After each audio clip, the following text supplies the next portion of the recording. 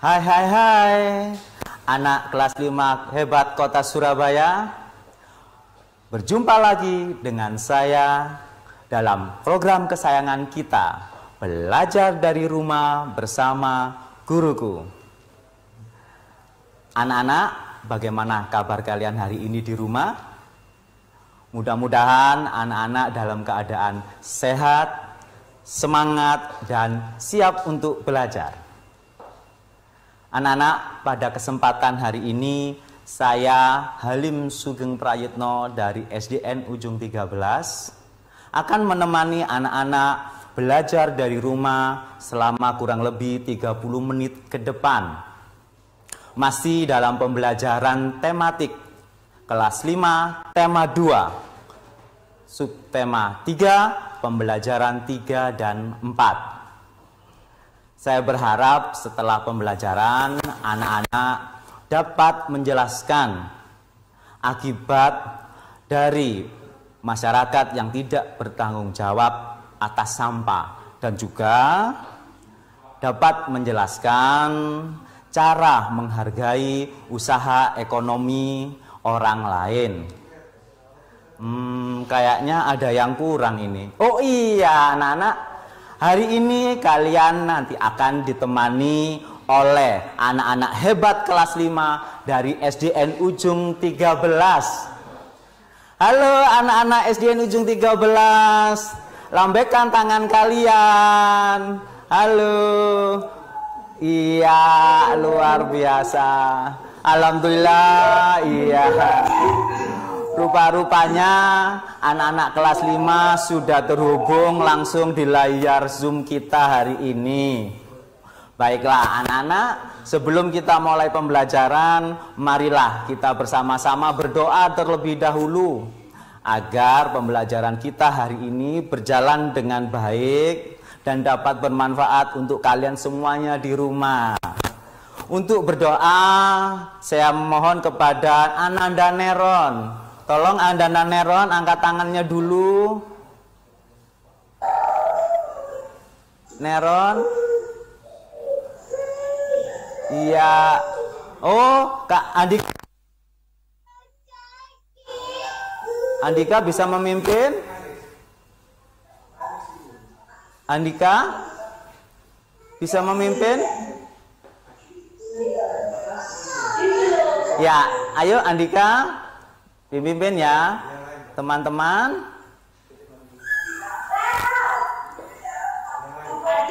Andika, coba suaranya ya. Teman-teman. Coba diulangi kata-kata Pak Alim. Teman-teman. Teman-teman. Ya, mungkin dari Devinsa ada? Silakan. Ananda Devinsa. Ya, ayo Devinsa bisa memimpin teman-temannya berdoa ya. Ya, ayo silakan Ananda Devinsa.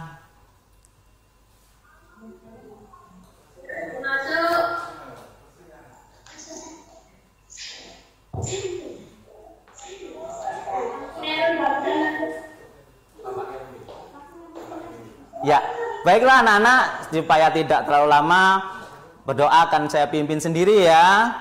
Oke, berdoa mulai.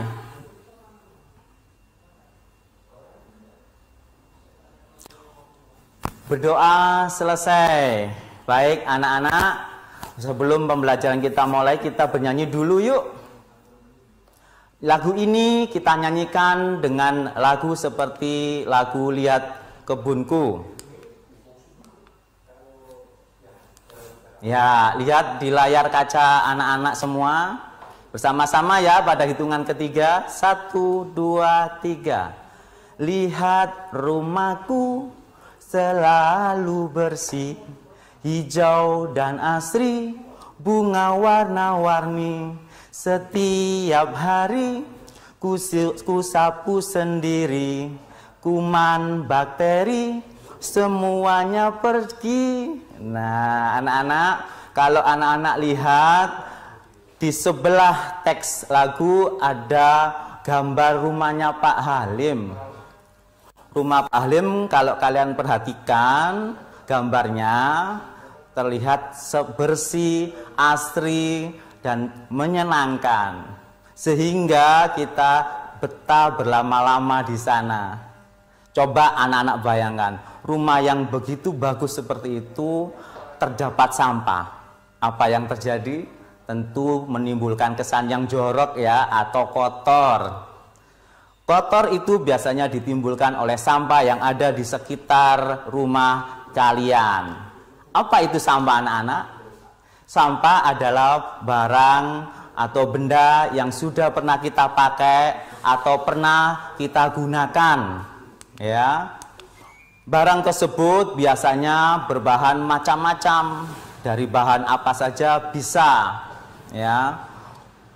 Sampah ini biasanya ya anak-anak akan memenuhi tempat-tempat di sekitar kita.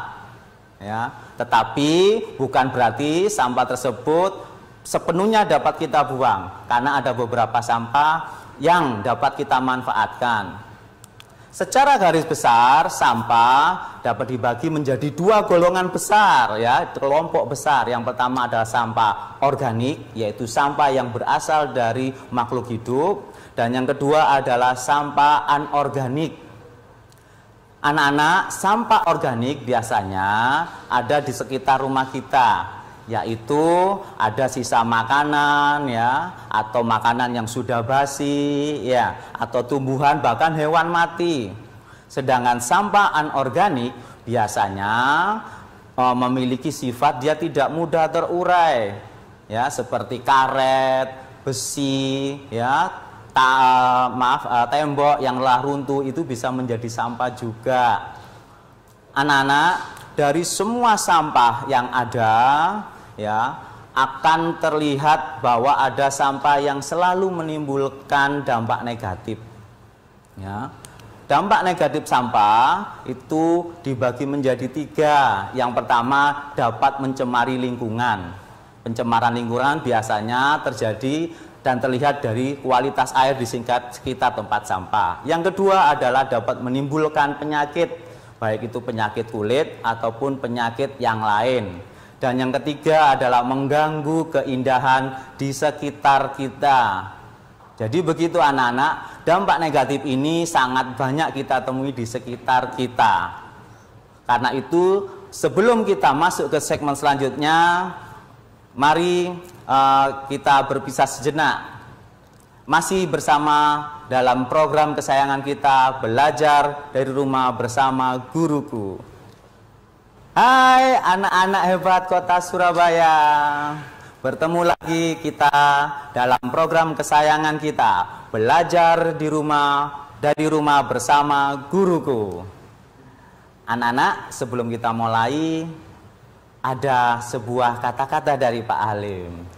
Beli celana di pasar turi. Yuk kita belajar kembali. Anak-anak, dampak negatif dari sampah sangat terlihat jelas di sekeliling kita.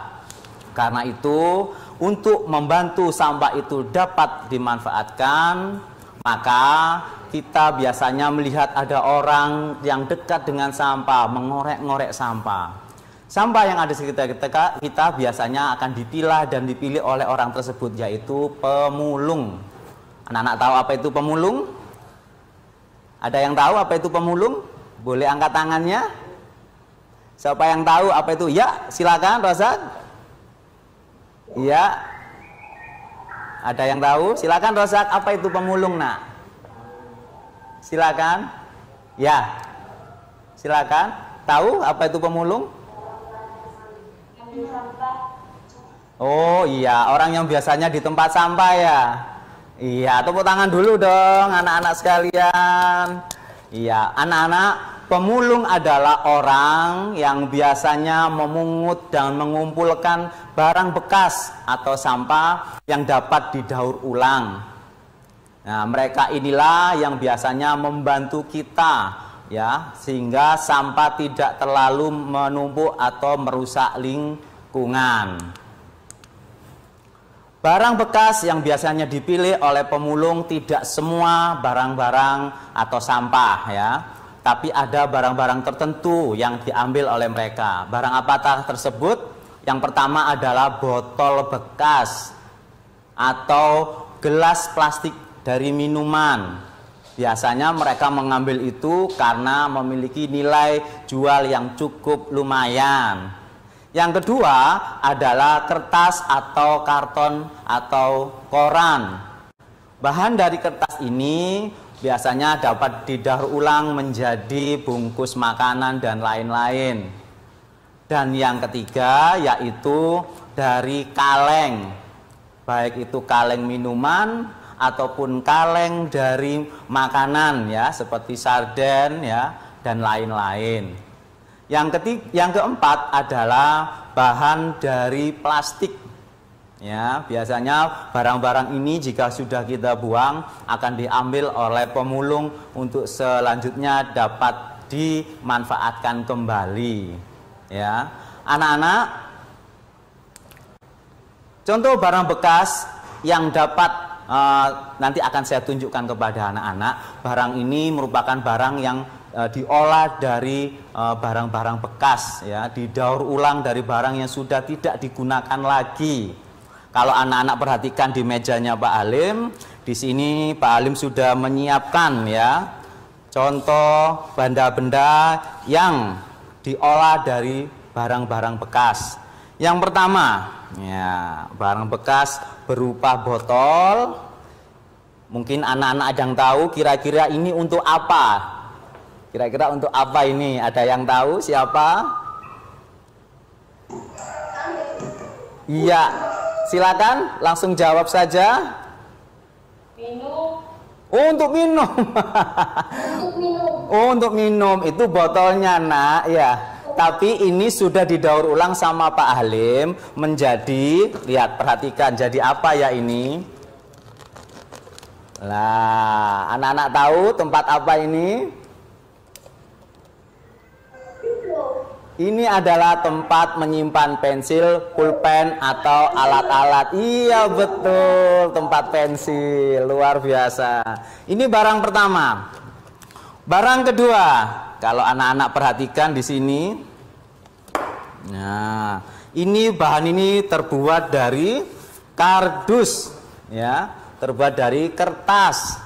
Yang mana kertas ini oleh Pak Halim dilapisi dengan kertas kado bekas.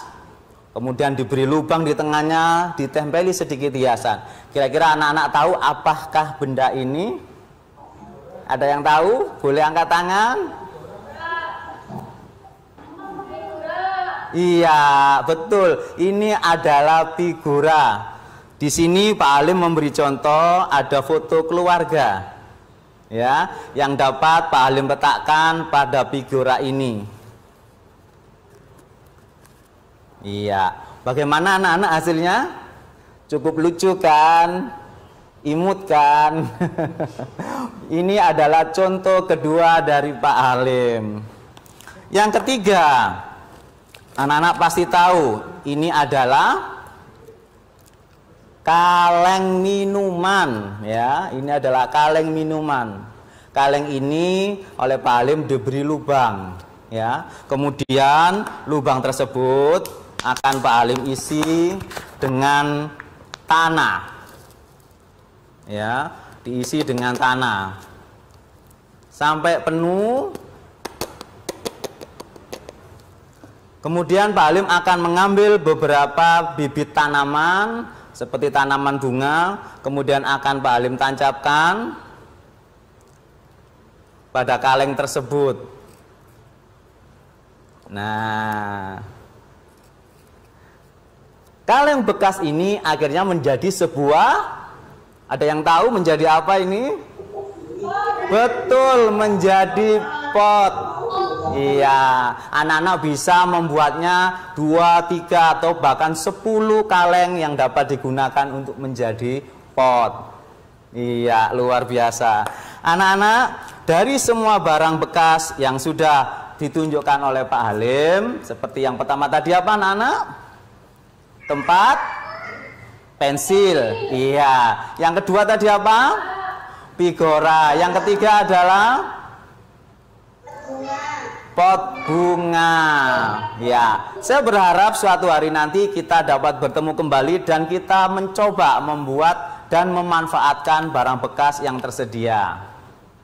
Anak-anak, barang-barang bekas tersebut dapat dengan mudah kita peroleh karena jasa seseorang, yaitu pemulung. Pemulung inilah yang memilah dan memilih sampah yang sudah tidak terpakai, kemudian bisa dijual kembali kepada orang yang membutuhkan. Pemulung membuat bahan daur ulang tersedia dan mudah diperoleh. Artinya, kita dapat melihat bahwa pemulung memiliki peran yang penting dalam upaya menanggulangi masalah sampah. Yang kedua, untuk itulah kita harus bisa menghargai kegiatan ekonomi yang dilakukan orang lain sebagai upaya mencukupi kebutuhan hidup. Karena memang tidak hanya pemulung, banyak hal lain yang bisa dilakukan. Sementara itu, selanjutnya kita akan ketemu di segmen yang ketiga, masih dalam program Belajar di Rumah Bersama Guruku. Hai anak-anak hebat kelas 5 Kota Surabaya. Bersama kami di sini dalam program kesayangan kita, Belajar dari Rumah Bersama Guruku. Bagaimana nih? Masih semangat nggak? Coba buktikan kalau kalian masih semangat ya. Nanti kalau Pak Halim berkata pada anak-anak, mana semangatmu? Maka anak-anak harus menjawab, ini semangatku. Jing trek trek jing, he, jing trek trek jing, he he. Begitu ya. Oke, bisa kita lakukan sekarang ya. Coba Pak Halim mau lihat dulu ya. Mana semangatmu? Ini semangatku. Jing trek trek jing, he, jing trek trek jing, he he. Iya, luar biasa. Terlihat masih semangat ya anak-anak. Oke, anak-anak, pada segmen 2 yang tadi Pak Halim sudah menyampaikan bahwa pemulung juga melakukan aktivitas ya, melakukan kegiatan usaha ekonomi. Pertanyaannya adalah apakah hanya pemulung yang melaksanakan itu? Tentu saja tidak, masih banyak contoh-contoh yang lain yang dapat anak-anak perhatikan di sekitar rumah anak-anak atau di sekitar wilayah kita. Contoh, ada tukang parkir ya, ada penyapu jalan, kan begitu, ada tukang potong rambut dan lain sebagainya.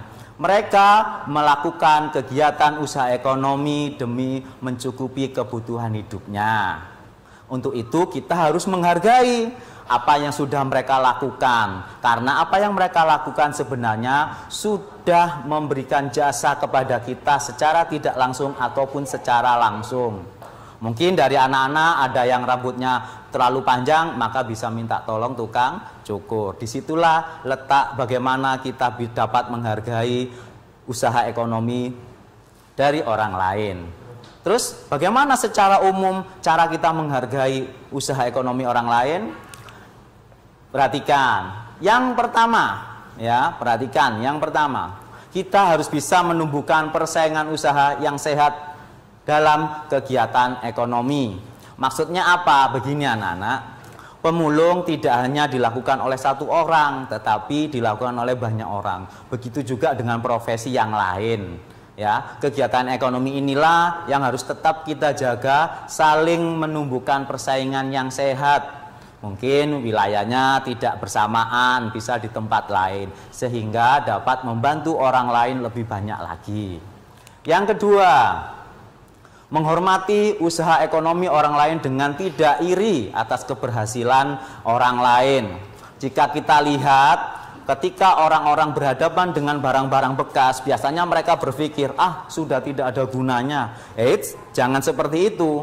Coba perhatikan, di lingkungan SDN Ujung 13, ya, di daerah Indrosono ataupun di daerah Mulaksari, kita temukan ada banyak sekali gudang-gudang besar, yang mana di dalamnya ada barang-barang bekas berupa besi tua.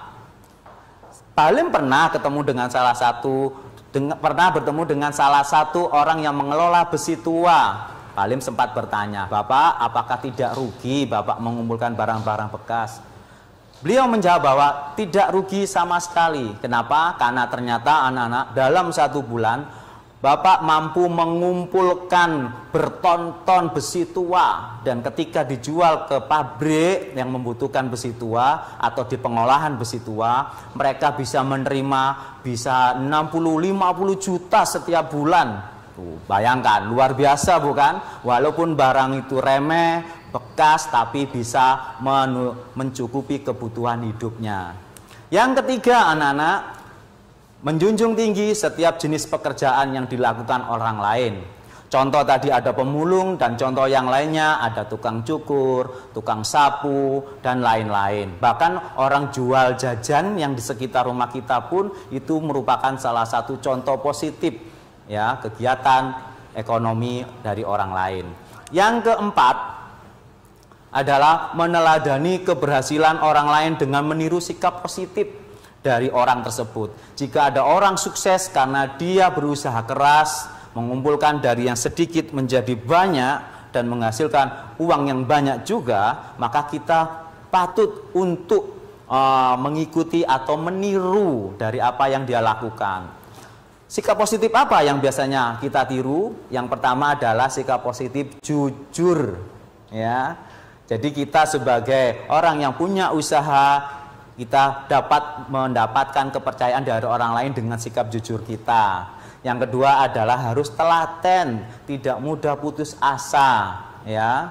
Ketika kita berusaha dan gagal, maka kita boleh melakukannya sekali lagi dan seterusnya. Yang ketiga adalah tidak mudah putus asa. Dan yang terakhir, anak-anak, kita dapat mencontoh sikap selalu tersenyum, ramah dengan orang lain, sehingga orang tidak takut dengan kita dan dapat melakukan kegiatan ekonomi secara bersama-sama. Itu anak-anak. Dari 4 cara menghargai ini boleh nanti dicatat di rumah, karena sewaktu-waktu kita akan ketemu lagi di kelas. Anak-anak, dari penjelasan Pak Halim tadi dapat diambil 2 kesimpulan. Dari yang pertama, yaitu tentang masalah sampah. Masalah sampah sebenarnya dapat diatasi dengan salah satu caranya, yaitu mendaur ulang menjadi barang yang dapat dipakai kembali. Seperti tadi, botol yang biasanya kita buang dapat kita manfaatkan menjadi tempat pensil. Kemudian karton atau kertas yang biasanya kita remukkan dengan tangan kita, kemudian kita buang, dapat kita manfaatkan kembali menjadi sebuah figura yang unik, lucu, dan imut, ya. Contoh yang lainnya dapat anak-anak simak yang tadi. Kemudian yang kedua, kesimpulan kedua adalah setiap kegiatan usaha ekonomi sepatutnya kita hargai apapun bentuk kegiatan ekonomi itu selama positif, ya. Karena secara moral kegiatan tersebut dapat memenuhi kebutuhan hidup, ya. Jadi jangan memandang remeh setiap usaha ekonomi yang dilakukan oleh orang lain, ya. Seperti itu. Anak-anak, lihat di layar kaca ada tugas mandiri dari Pak Halim. Boleh dicatat. Yang pertama, anak-anak silakan memilih 1 barang hasil daur ulang. Contohnya dulu, ya. Setelah melihat, diskusikan dengan orang tua di rumah. Kemudian tentukan bahan yang nanti akan dipilih untuk membuat. Kemudian tentukan siapa yang terlibat dalam pembuatan tersebut. Apakah orang tuamu sendiri atau kakak kalian. Yang terakhir, tulislah dan buatlah laporan yang nanti dapat kalian serahkan kepada guru kalian di rumah. Ya, itulah tugas dari Pak Halim. Sampai ketemu lagi pada program-program yang lain yang lebih menarik. Masih dalam program kesayangan kita, belajar dari rumah bersama guruku.